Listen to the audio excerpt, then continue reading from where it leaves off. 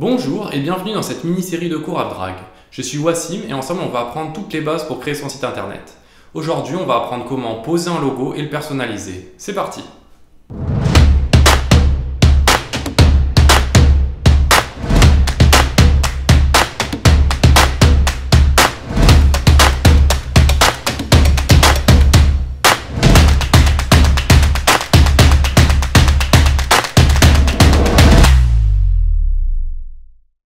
Dans ce mini-cours, on va utiliser un template vide, mais libre à vous de choisir un template préconfiguré et après de personnaliser le logo par la suite.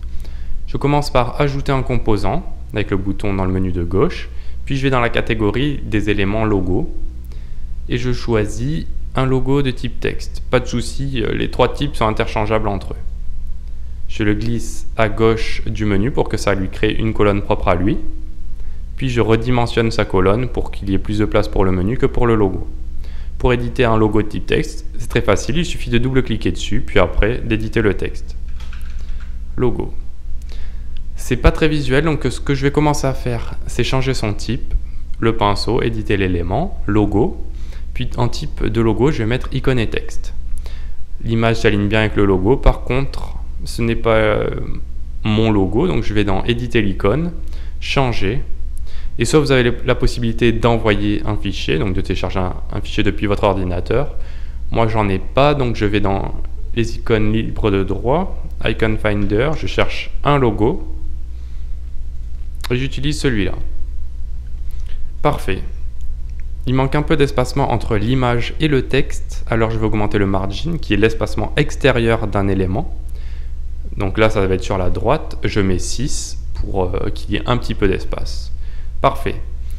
Ensuite, un autre souci visuel qu'on a, c'est que le logo n'est pas aligné avec les boutons du menu. Pour ça, très simple, je vais sur le logo, le pinceau, et j'augmente son espacement du dessus. Je mets 14, et là, c'est parfait, ils sont alignés. Vous pouvez y aller à tâtons pour que ce soit bien aligné. Parfait. Le logo sur résolution grand écran me plaît. Maintenant, je vais m'attaquer aux résolutions mobiles, donc c'est en tablette portrait et en mobile. On peut voir qu'il n'y a pas de logo, mais il y a une barre de menu mobile qui apparaît.